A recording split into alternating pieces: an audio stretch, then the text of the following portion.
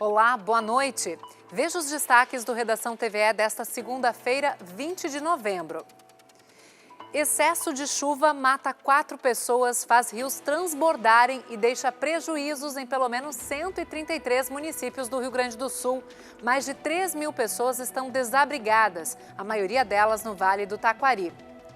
Porto Alegre volta a fechar comportas do Cais Mauá. O nível do Guaíba é o maior desde a enchente de 1941. Já o Rio Caí atinge seu patamar em 148 anos.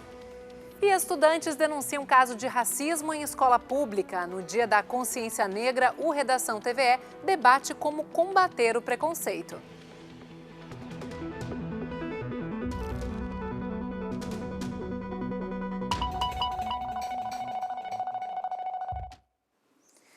A chuva voltou a castigar o Rio Grande do Sul. 4 pessoas morreram na última semana por conta do mau tempo. Uma em Giruá, no desabamento de um ginásio, 2 em Gramado, atingidas por um deslizamento, e outra em Vila Flores, após tentativa de atravessar uma forte correnteza. Pelo menos 133 municípios gaúchos sofrem com as consequências dos temporais. Em São Sebastião do Caí, a chuva provocou a maior cheia em 148 anos. A população, já habituada a inundações nos bairros mais próximos ao rio, se surpreendeu com a rapidez e a força da água. Nesta segunda, o Rio Caí está baixando hora a hora. E mais uma vez para a população, foi dia de limpeza e de contabilizar os prejuízos. 80% da cidade ficou submersa. Para onde se olha, as cenas são essas: entulho, eletrônicos e móveis descartados. Em mais de 20 anos no local, desta vez nem a funerária escapou. Tudo perdido. Mesmo nos bairros mais próximos ao rio, o nível da água assustou. Seu Silvio, morador do bairro Navegantes, mostra ali até onde chegou a água, Silvio. Até ali. Né? O Rio Caí chegou a 16 metros, de acordo com a Defesa Civil. Em setembro, quando nós estivemos aqui, ele atingiu 14,75 e muitas famílias já precisaram sair de casa. Desta vez, 2.500 pessoas deixaram seus lares e 1.600 foram resgatadas na madrugada de sábado para domingo. Aqui a gente pode ver que a rua ainda está bastante alagada e só de barco para a gente acessar. E muitos moradores estão esperando ainda a água baixar para poder retornar para suas casas. Em alguns casos, não há como voltar. Gabriela e a família saíram de casa na sexta-feira e foram para Estância Velha, onde tem parentes. Quando voltaram, parte da casa havia caído. Eles chamaram a Defesa Civil para avaliar se é possível retirar alguma coisa. Eu nunca perdi uma agulha, porque eu sempre botei para cima e saí de casa e sempre deu na metade, acima daquele fio verde ali na metade do cano, nunca subiu lá. E essa água subiu.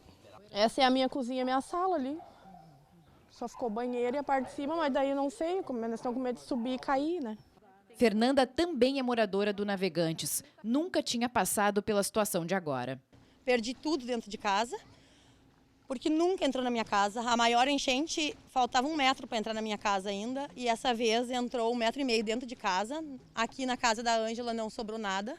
A vizinhança toda perdeu tudo, não tem assim explicação, uma coisa nunca vista na história. Segundo a Defesa Civil, a população foi avisada para deixar as casas no sábado, mas o volume de água e a correnteza surpreenderam.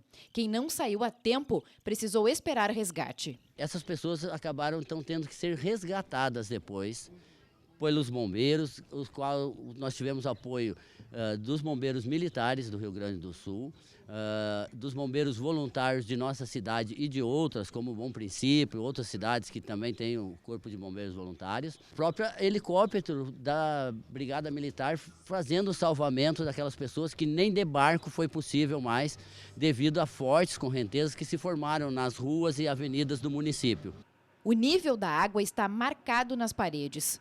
Carlos e a família moram no centro. Eles foram resgatados pelos bombeiros. A água quase invadiu o 2º andar. Era 2h30 da manhã, mais ou menos, da madrugada de ontem. O bombeiro passou aqui e tirou eu, minha esposa, minha enteada, né? E aí a minha mãe e meu pai ficaram. Não quiseram, minha irmã também ficou. E eu ficar, por causa que não queriam abandonar a casa, né? Então foi o que aconteceu, sabe? Aí hoje nós viemos para poder limpar as coisas, né? Mas é devastador, sabe? Prédios públicos não escaparam. A Secretaria de Saúde ficou destruída. Os funcionários trabalharam na limpeza pela manhã. As vacinas e outros itens foram salvos, mas a maior parte do material foi perdida. Na sala de atendimento odontológico, o barro tomou conta. Infelizmente, MDF e materiais que não tem o que fazer, eletrônicos, cadeiras, vamos ver o que é possível, né, com os técnicos depois. E, infelizmente, estamos todos, né, em estado de choque, né. A Secretaria de Saúde, a água ultrapassou 1 metro, tanto na saúde quanto no prédio aqui na frente, que é da nossa assistência social. E os prejuízos são imensuráveis neste momento. Abrimos uma central de recepção de doações, de material de limpeza, de cestas básicas, de colchões. E a nossa equipe também da assistência social, na medida que as pessoas conseguirem retornar para suas residências, já possam receber então os colchões, receberem os alimentos e os produtos de higiene e limpeza. As doações podem ser entregues no Salão Paroquial da Matriz de São Sebastião, no centro. A maior parte das famílias desalojadas e desabrigadas está no Parque Centenário, onde está a Karina.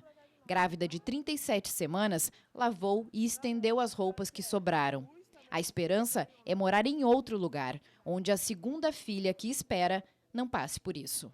Perdi algumas coisas dela, berço, essas coisas que eu deixei em cima da casa da minha mãe e tapou a casa da minha mãe também, né? Vou falar com a assistente social para ver se tem como, né? Um aluguel social que seja, que eu pago a metade, né? Porque é complicado. Com criança pequena. Nós acordamos, era 2 horas da manhã com o moço da prefeitura buzinando que já estava saindo água. Daí foram tirar nós 8 horas da manhã, porque era muita gente, né? Deus livre. Muito triste, né? E na região metropolitana da capital, os impactos das cheias também foram sentidos. O nível do Guaíba atingiu hoje uma marca histórica, enquanto o rio Jacuí invadiu casas e ruas. Mais de 5.000 pessoas estão fora de casa devido à elevação do rio Jacuí, que fica no município de Eldorado do Sul, região metropolitana de Porto Alegre. O Exército está ajudando essas pessoas que estão desabrigadas. O rio desemboca no Guaíba, que chegou à marca dos 3,20 metros na tarde desta segunda-feira.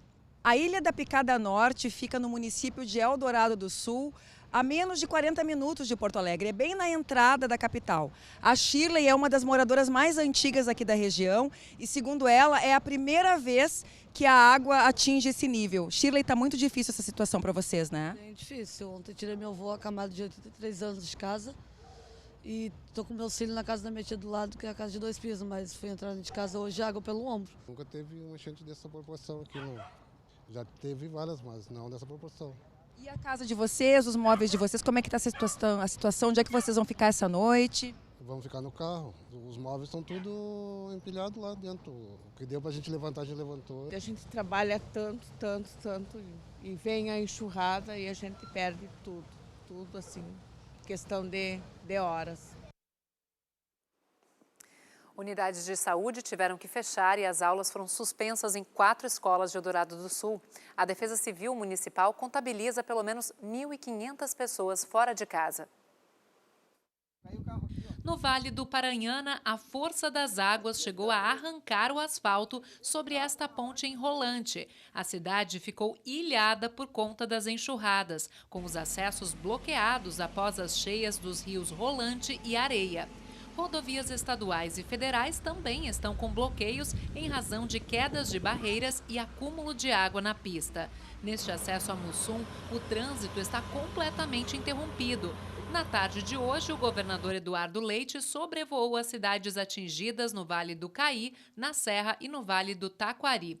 Já em Porto Alegre, a prefeitura iniciou o fechamento preventivo das comportas após a elevação do nível do Guaíba.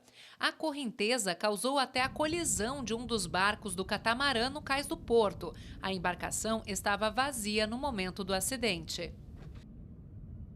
E depois de um dia de sol, a instabilidade deve retornar ao estado a partir de amanhã. Vamos conferir no mapa da previsão do tempo.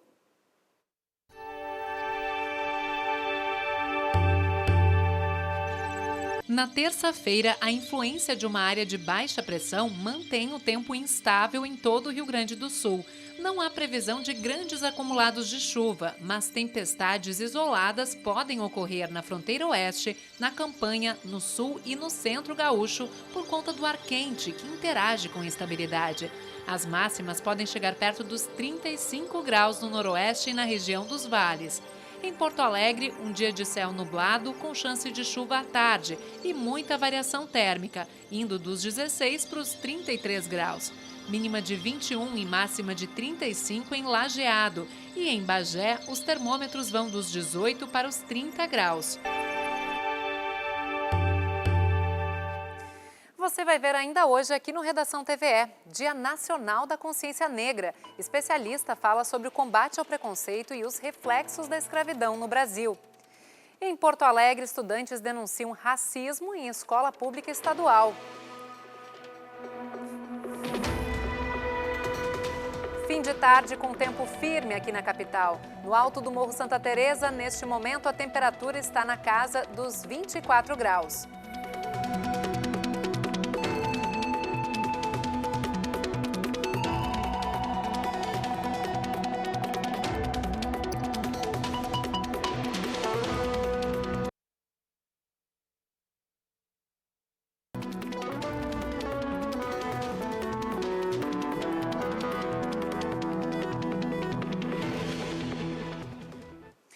Estamos de volta para falar de racismo, um tipo de preconceito que causa indignação, mas parece cada vez mais frequente. Pois nesse 20 de novembro, Dia Nacional da Consciência Negra, a gente discute educação antirracista a partir da denúncia de duas jovens.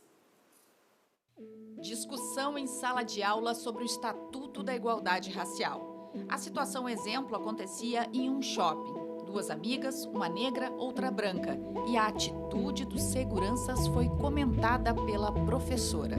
Ela disse que uma pessoa branca tem pouca chance de ser a pessoa que vai roubar a loja. E ela disse que entendia o fato de seguranças, por exemplo, me seguirem se eu entrasse numa loja cara dentro de um shopping. E que caso eu não colaborasse, normalmente naqueles casos que a gente vê na internet de seguranças que usaram muita força para tirar alguém ou revistaram as bolsas ou que agrediram alguém, enfim. Ele entendia esse ponto porque normalmente essas pessoas eram culpadas e não queriam colaborar. E se não colaboraram era porque tinham alguma culpa. E o que tu disseste para ela?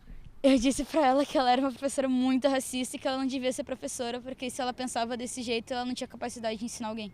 Esse caso não foi relatado à direção da escola, mas as alunas, ambas com 18 anos hoje, afirmam que não é um fato isolado. Normalmente, quando um caso de racismo acontece na nossa escola, é totalmente lidado como se não fosse nada. Eles vão literalmente falar tudo bem, volta para a sala de aula e continua como se nada tivesse acontecendo. E quanto mais a gente normaliza isso, a gente vai achando que a gente está errado, que a nossa cor é errada, que o nosso cabelo está errado, que a gente tem que mudar para a sociedade ou para nossa escola começar a achar que isso tá certo. A escola é um lugar que a gente deveria se sentir acolhido, protegido, muitas vezes, nos deixa muito mais fracos. Isso é uma coisa que não deveria ser assim. O Colégio Estadual Protásio Alves tem 1.300 alunos. A vice-diretora, que também atua no serviço de orientação educacional, resolve na sala de aula uma situação de gordofobia entre os alunos. E primeira coisa assim, a gente não pode estar ofendendo as pessoas. E sabe que tem um crime cibernético. Nós estamos com muita gente que tem problema de depressão, autoestima dentro da escola. Ela nos explica que o Protásio é uma escola inclusiva, que participa do CIPAV, as Comissões Internas de Prevenção de Acidentes e Violência Escolar, e mantém as portas abertas para as demandas e denúncias, como os casos das duas jovens e outros de racismo no ambiente escolar. A pessoa que sofre por um tipo de processo desse sempre fica muito abalada, sempre fica chateada, né? Então a gente sempre faz um acolhimento mais. Não, voltar para a sala de aula tem que se voltar. Mas sempre a gente dá um apoio moral. enquanto nós, vice-direção, fizemos a ata, registramos, chamamos o professor, conversamos com o professor, mas a gente não tolera esse tipo de situação. A gente já teve alguns professores que conversamos, registramos, e a gente sempre relata para os alunos, né? Menor de idade, procure a Secretaria de Educação, que nós temos todos os processos, né? E a gente encaminha. Sempre que a gente acha coisas mais graves, é encaminhado sim à Secretaria de Educação. Claro que são vários os motivos, mas segundo a Secretaria Estadual da Educação, 53% dos alunos negros gaúchos que se matriculam na escola não conseguem terminar a formação. Para mudar esses números e enfrentar os casos de racismo que estão sendo denunciados em todo o estado, um dos caminhos é o site da Ouvidoria. Ali qualquer pessoa pode relatar com detalhes esse crime. Faça a sua denúncia, detalhe o que ocorreu, porque nossa secretaria ela tem por obrigação e dever de apurar os fatos em detalhes, porque gera um processo e esse processo, inclusive, tem prazo para que ele tramite e que tenha as devidas providências tomadas. Quanto mais denúncias, mais fácil é para a secretaria poder identificar os possíveis agressores e tomar as devidas providências em relação a esses fatos.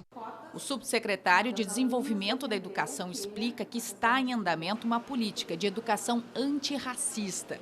Na última semana, um encontro reuniu mais de 200 professores para trocar experiências. O foco é a formação e a mudança de atitude na escola. Ela tem que cumprir esse papel de ser um lugar acolhedor e seguro para os nossos estudantes, para os nossos profissionais. Então, nós precisamos estar bem informados, bem orientados, saber como lidar com situações como essa. Então, a escola tem que cumprir esse papel, inclusive.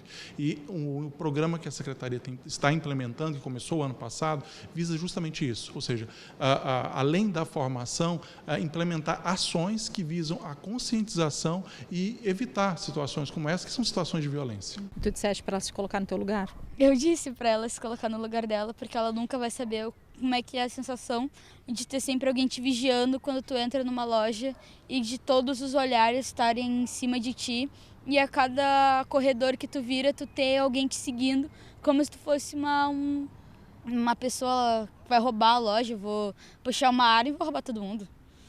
E ela disse que eu estava sendo equivocada e que eu tinha que olhar pela questão de segurança. O que eu entrar lá para comprar alguma coisa ou não tem a ver com isso e porque eu tenho que ser a pessoa suspeita. Esse é um mês que a gente trabalha a consciência em relação a todos esses casos que historicamente aconteceram no nosso país e que não foram superados ainda e que precisa muito de medidas reparadoras.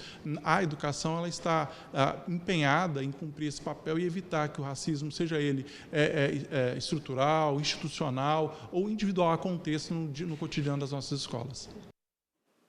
E para falar sobre o significado deste 20 de novembro, avaliando os reflexos da escravidão no Brasil e discutindo estratégias para combater o racismo, nós vamos conversar agora com o escritor e professor de Direito Ariel Peço.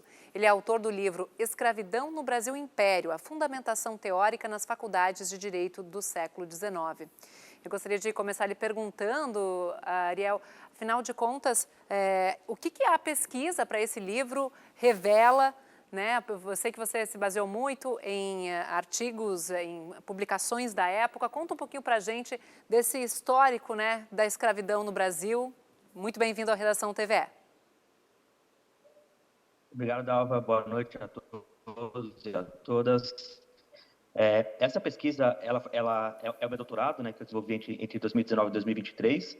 E eu tentei entender como que a escravidão ela estava em todos os lugares, né? Então, eu tentei pegar um tipo de instituição e mostrar como que ela lidava com a escravização de pessoas negras. Então, eu peguei a Faculdade de Direito de São Paulo e Recife, que eram as únicas que existiam na época, e tentei demonstrar como que eles lidavam com a escravidão tanto dentro quanto fora da sala de aula. Então, dentro da sala de aula, eu peguei os livros que eram utilizados pelos alunos e professores, né, para estudar o direito, e mostrei como que a escravidão era ensinada para os alunos, em duas disciplinas, que era o direito natural e a economia política.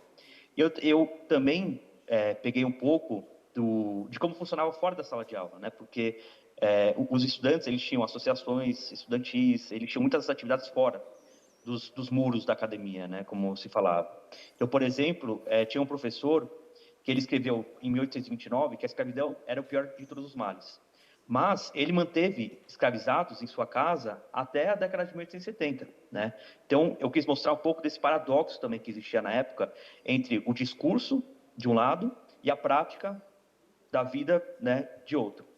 E a conclusão que eu cheguei é que as faculdades, elas eram um local tanto de reprodução do discurso escravista, então, no sentido da manutenção dele até o final, mas também era um local em que a escravidão era disputada. Era um local em que também existiam pessoas que falavam contra, principalmente do movimento abolicionista, né, que surge ali na década de 1860, 70, e ganha força com os estudantes. E eu acho que é uma pesquisa importante, porque a gente vê, por exemplo, agora, saiu há pouco a ligação do Banco do Brasil com a escravidão, né? Então, a gente percebe como agora as pessoas estão indo atrás das instituições e qual foi a ligação delas com a escravização de fato das pessoas. Bom, e já que a gente está falando, né, de faculdade, de educação, eu gostaria de aproveitar para comentar um pouquinho das medidas que são tomadas para combater o preconceito, o racismo, entre elas a política de cotas, né? Na sua avaliação, qual a importância dessa política em específico, o que ela mudou no Brasil e o que mais você sugere também para que a gente trabalhe políticas antirracistas? Então, eu acho que o racismo é um fato, eu acho que ninguém nega que ele existe no Brasil. Eu acho que a gente tem que começar a entender, primeiro, a gente precisa ter consciência de que ele existe, né? E estimular políticas públicas. Eu acho que as cotas são um meio muito importante e necessário para a gente estimular justamente a igualdade entre estudantes, entre a população em geral, né? Outras medidas que eu vejo também importantes dizem respeito às leis. Então, por exemplo, em janeiro desse ano foi publicada uma lei que equipara a injúria racial ao crime de racismo. Então, isso é importante justamente para proteger uma população mais vulnerável e evitar que o racismo continue prevalecendo, então que o racismo continue sendo estimulado entre a população brasileira. E qual é a punição prevista? É bom que a gente esclareça para as pessoas o que por definição legal é a injúria racial, também, no caso, o racismo propriamente dito, e as punições previstas em lei. Então, existe uma diferença entre o racismo e a injúria racial, né, e também outros tipos penais. O racismo é um tipo mais amplo, né, que está na nossa Constituição, inclusive, e é um crime imprescritível. E a injúria racial agora, com essa nova lei, também se tornou um crime imprescritível, com reclusão de 2 a 5 anos, além de multa. Então, agora, a pessoa que praticar a injúria racial, ela pode vir a ser presa, né, coisa que, enfim, antes não era tão especificado. Perfeito. A gente está conversando com o Ariel Peço, escritor, professor de Direito. Gostaria de deixar um recado final nesse Dia da Consciência Negra. Sim, eu acho que é importante, principalmente os jovens, os estudantes, terem consciência de que o racismo existe, tomarem também consciência de atividades, de eventualmente lerem, né, autores ou autoras negras, para entender que, enfim, somos todos seres humanos. Essa questão do racismo, infelizmente, é muito enraizada na nossa mentalidade brasileira, mas não só brasileira, mas também ocidental, muito em função dos mais de 3 séculos de escravização de pessoas negras que tivemos. Mas é importante a gente entender o fenômeno e combater ele através do estudo, através da educação, e entender que, enfim, o racismo, ele existe e é nosso papel, enquanto sociedade, combatê-lo. Perfeito, muito obrigada pela sua entrevista aqui, o Redação TVE. Uma boa noite. E a Sala Capitólio exibe hoje, às 8 da noite, o filme Um é Pouco, Dois é Bom, do diretor gaúcho Odilon Lopes. É o primeiro longa-metragem de um cineasta negro realizado no Rio Grande do Sul. Produzido em 1970, aborda o racismo estrutural e os problemas sociais não resolvidos e agravados pelo milagre econômico durante a ditadura militar. E a gente encerra o Redação de hoje com Martinho da Vila, que na quarta-feira,